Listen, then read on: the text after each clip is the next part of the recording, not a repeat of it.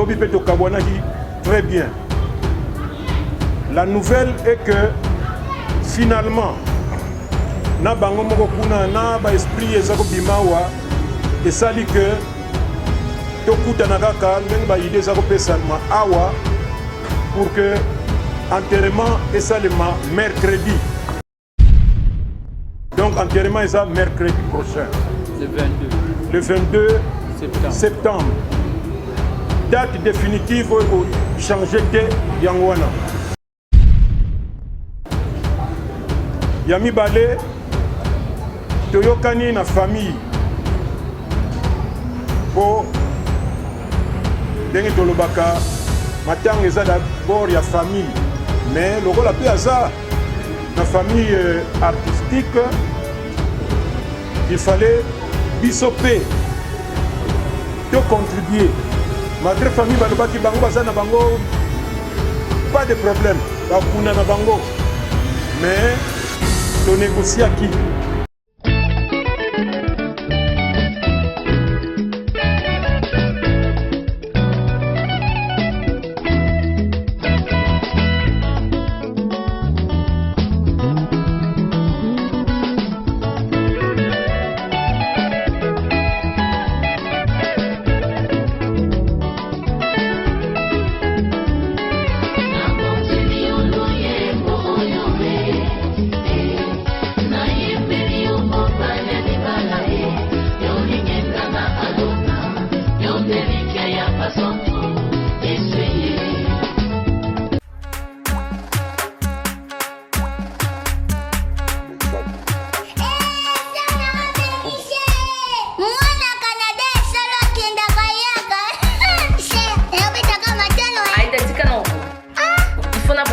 Il faut na sa checking lelo. Mbisa okaka na sombité, makaya na sombité, mbisa mai na sombité na ebitende no. Yo yebite que ça mais comment la Canada? Ah bon? Loban na Noaïda. Et pas maman Espérance vous Ndofi kuna nya Césari. Attends, je demande. Bienvenue chez Espérance Ndofi. Épicerie mondiale et café. Maison Espérance Ndofi, Congo na kati ya Canada. Olingi kolamba na loboko ya ba femme africaine, yaka nyoso ezali. Bankulu, crevette, makenena, wangila, mbika, ndakala, kuanga ya pembe. Pona bo pikili kibwanzoto, makasu, ngadiadia peki biolongo. Nous sommes au 89 boulevard Saint-Raymond, Gatineau, Québec, au Canada. Olambi, Topesio. Aïda, oui, because c'est intéressant. Posant la Kinshasa, moi, je m'accamole au Canada. Ngasa ki nasa na mega, na kama gachika Aïda, y'a tombé dans mon corps.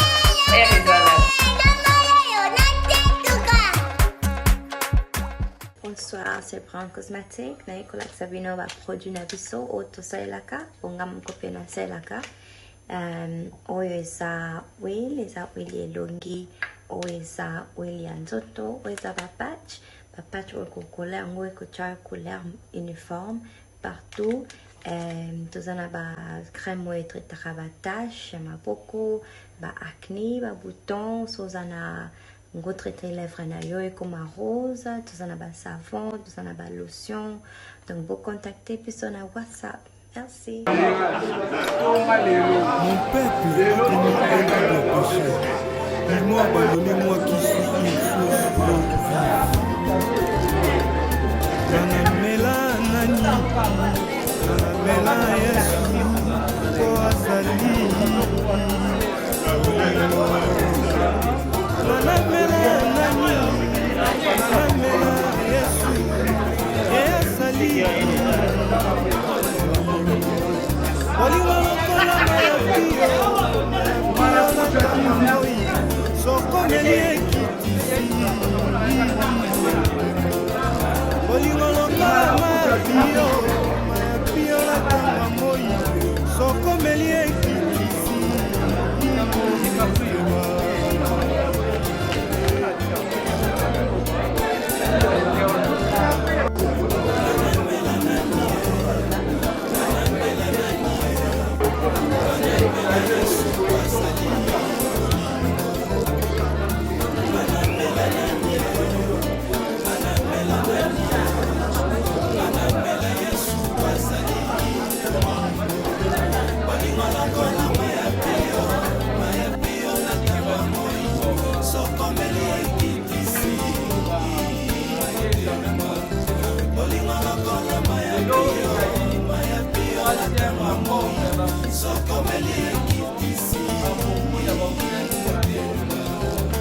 Le dernier jour, les grands jours de la fête, Jésus s'est mis debout, s'écria, venez à moi, vous tous.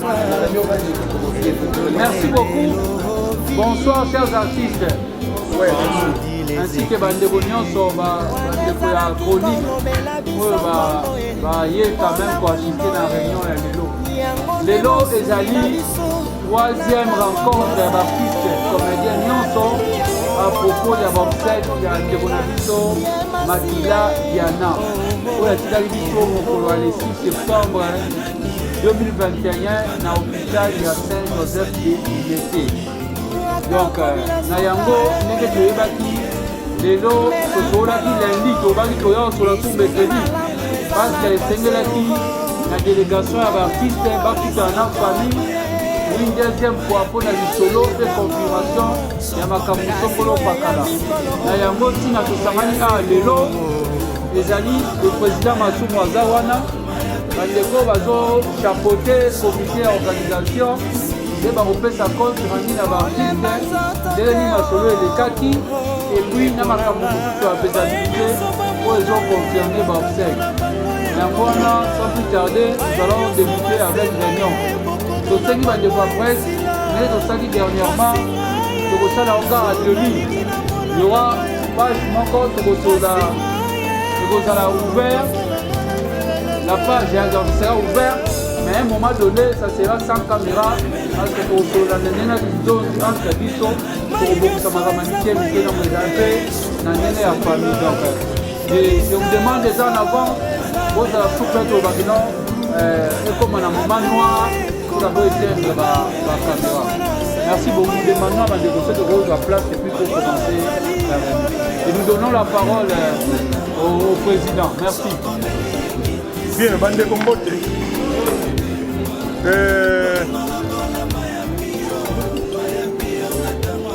ndenge secrétaire général alobi tosali déjà 3 réunions na bamembre ya famille ya suka ezalaki lobi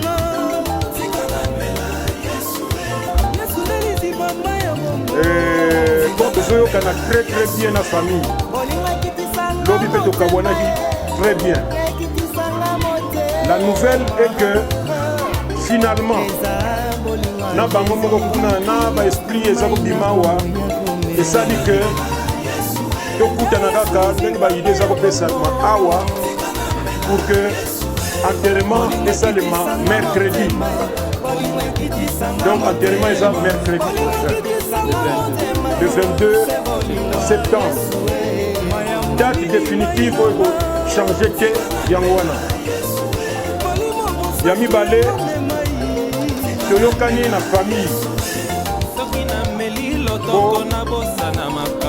ndenge tolobaka matango eza d'abord ya famille mais lokola mpe aza na famille artistique il fallait biso mpe tocontribuer malgré famille balobaki bango baza na bango pas de problème bakunda na bango mais tonégociaki pour que au Italie donc côté de Baptiste cercueil na esika esplanade esika toko exposer corps ça vous coûte à peu près 1000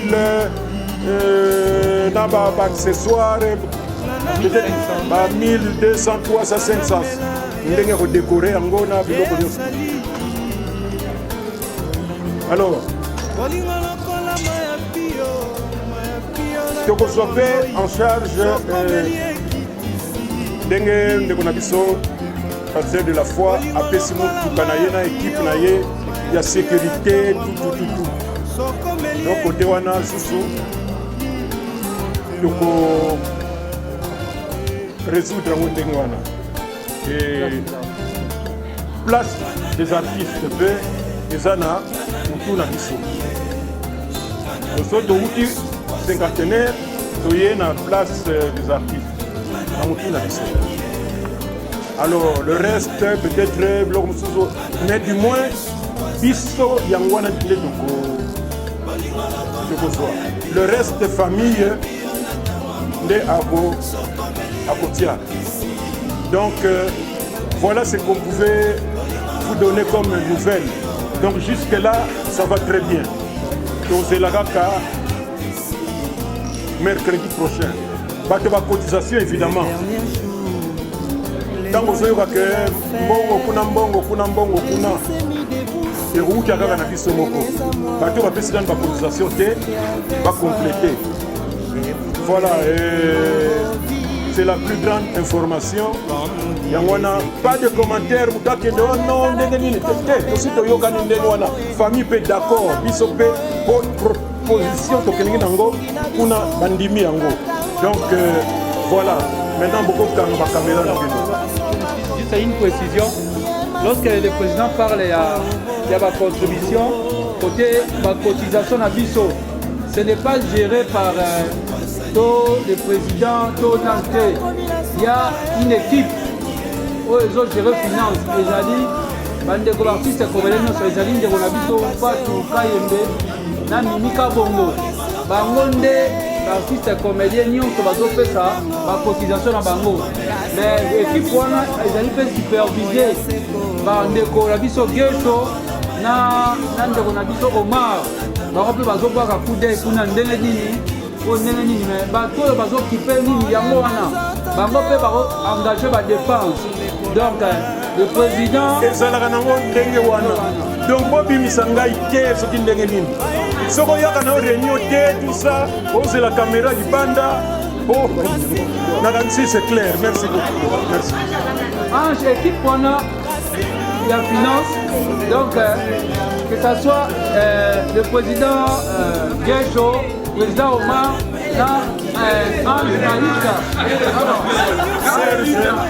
Ange Marissa, la présidente, la pasteur, Sosa Makamusuzu, ils sont dans logistique, donc, là, nous avons la supervision, comme toujours. Comme toujours. Merci beaucoup. Et puis, il y a des gens qui risquent de croire que nous profitons, président, pour remercier l'artiste et comédien. Ils ont déjà contribué. Ils ont contribué. Ils ont déjà en charge. On les a organisés, on a vu ça, on va annoncer, mais là d'abord on se limite là. À la fin nous allons faire le compte rendu général, dans le groupe Nabiso, sur la mode déjà. Donc merci déjà à Bandéconio Soyo, va se manifester pour un point donné, comme il dit, restriction et comme ça là. On les remercie d'avance. La presse qui accompagne, parce que c'est la ville bongo. Merci beaucoup. Allez, beaucoup d'attention.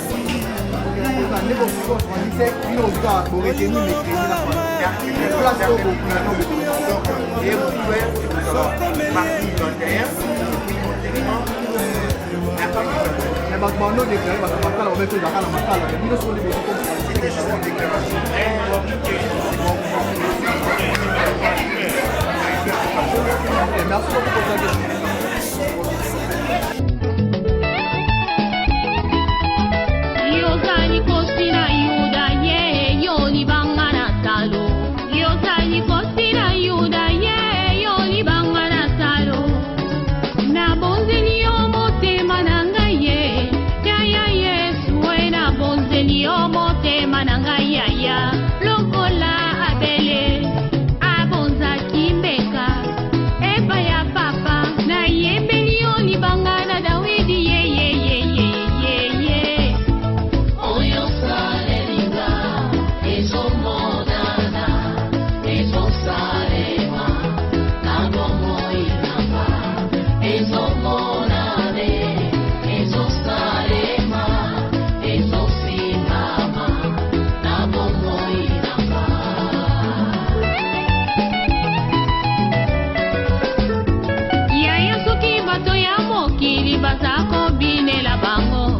baza kokumisa bango yango nga na poni na yembeli mokeli na ngai ye oya sala ya minene na bomoi na nga sikisanga mabe ashanja bomoi na nga lolenge ya kozala nga sara ye abongola bomoi na nga o yesu yo e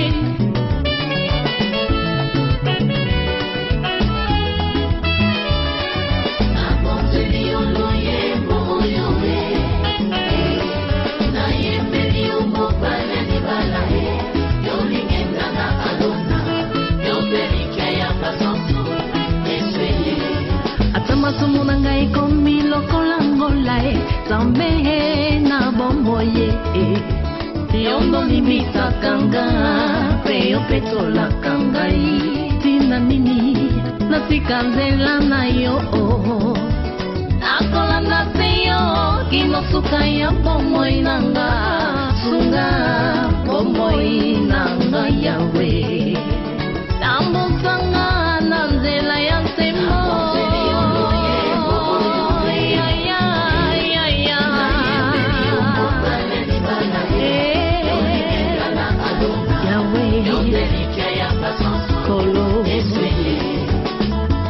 Yona papa bozali moko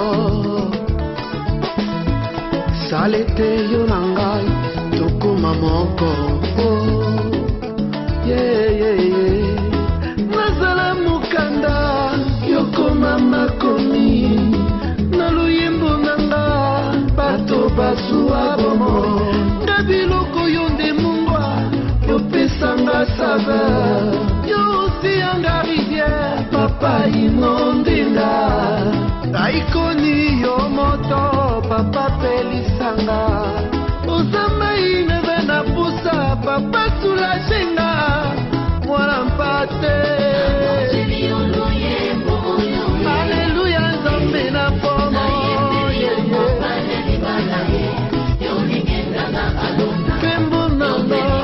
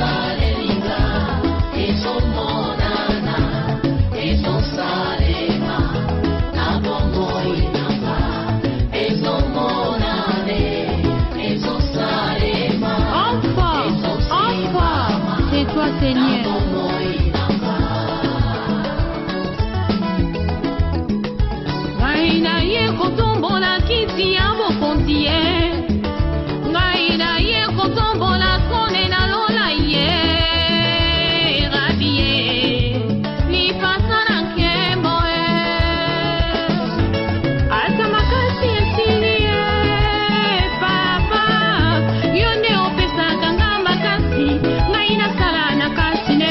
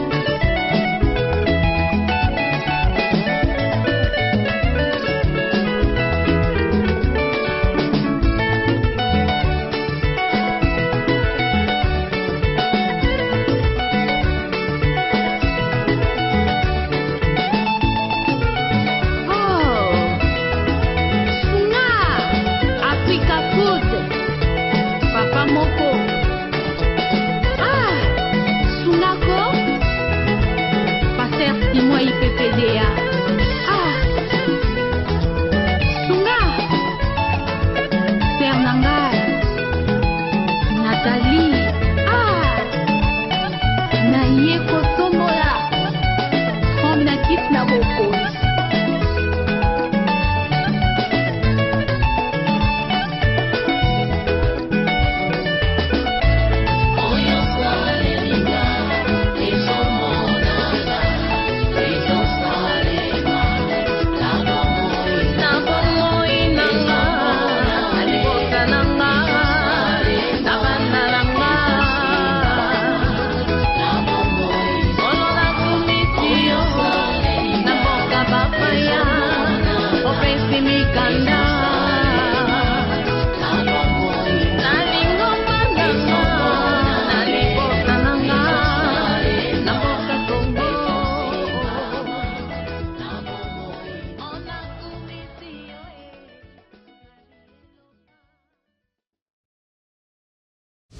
Exemple TV Kitoko, rien à dire. Abonnez-vous massivement sur Exemple TV. Batou Bolinga Nada, encore comme il y a 100 périques, il faut vous s'abonner. Vous s'abonner à Exemple TV. C'est Exemple TV. Vous s'abonner à la chaîne YouTube. Exemple TV Kitoko, rien à dire. Yaya, un exemple à suivre, cette fois-ci Exemple TV. Si on voit exemplaire en autres, non, il y a s'abonner. Exemple télévision, c'est vraiment un exemple à suivre. Il n'y a pas de polémique, il n'y a pas de conneries, il n'y a pas de... C'est vraiment... Il y a dans la lignée, il y a dans la nzela.